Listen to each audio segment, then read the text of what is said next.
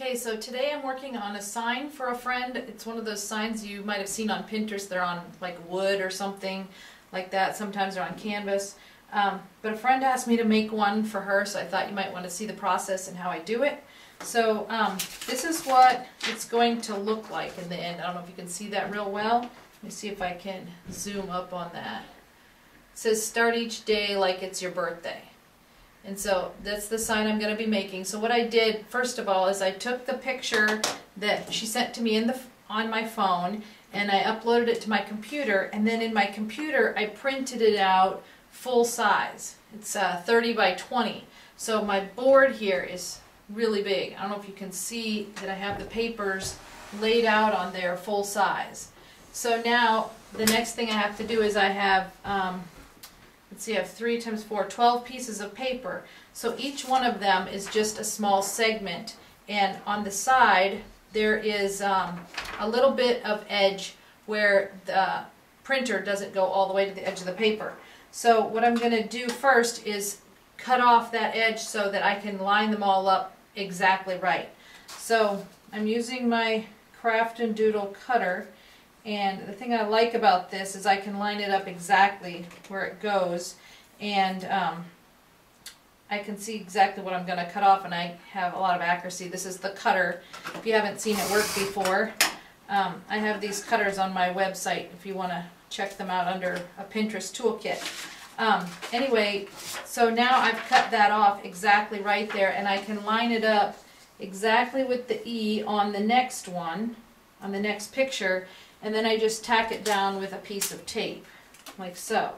And then I'll just take those two together and keep cutting all the way across until I have all those edges cut off and the whole thing taped together so that it's one piece. And voila, just like that, it's all put together. So now it is all in one big sheet. All those little pieces are taped together so that it fits this board now. I have it lined up right on the board like that.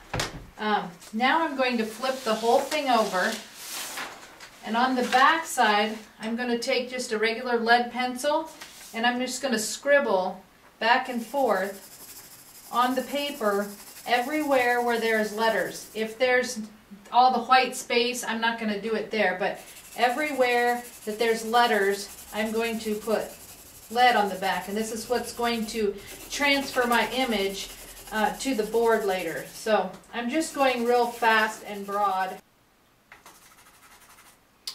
Okay, now I've got all the areas that had writing on the other side are now have pencil on them, and I'm going to put this face down on my board and line it up exactly where I want it. And I'm going to use a couple of pieces of tape to tape this down so that I don't, so it doesn't move while I'm working. Okay, I need one more here. Okay, now I'm going to take this little stylus tool, otherwise known as a Wonder Stick. I have them on my website if you don't have one. You can also try to use a ballpoint pen. I prefer to use this because I might want to use this paper again. And the ball tip rolls real nice on the paper. So what I'm going to do is apply pressure right where each outline of each shape is. So around each ball circle and around each of the letters here. I will just put pressure on it.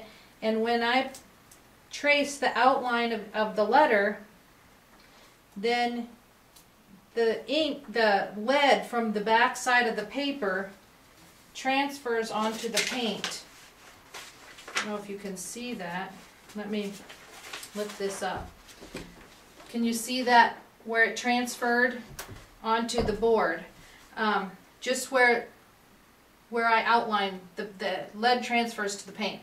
So after then I have this all traced, then I'll be ready to start painting it.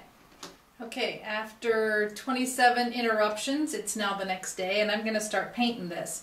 I have all of the outline done. Can you see that? where it says start each day like it's your birthday. Let's see if I can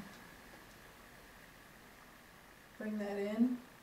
It's just a gentle outline of what I'm going to be painting, but at least it'll give me an outline exactly of where I'm supposed to go. And I have my printout here to look at to show me what colors each thing is supposed to be. And I'm going to start with one color at a time. I have purple here to start.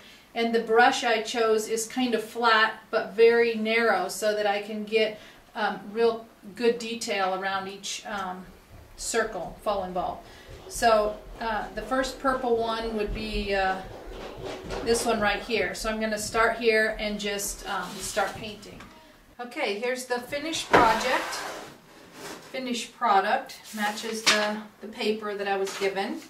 So if you are in the market for a sign like this, you can look up the Barnegan gals on Facebook, and they use old barnwood and make all kinds of signs like this. They do a really great job, and they also do custom work if you have something different. If you want to try to make one yourself and you have a special saying that you want to make, maybe your family name or something you saw on Pinterest that you really like, I can make up a template like this for you with those 12 pieces of paper like what I showed you at the beginning of the movie, and send it to you in a PDF so that you can just print it out on your printer. So if that's something you're interested in, you can go to my website, reginayoder.com, and tell me what saying that you want it to be, or send me a picture of something you saw, and I can in Photoshop manipulate it until it's exactly the size that you need for whatever size board or medium you have to work on.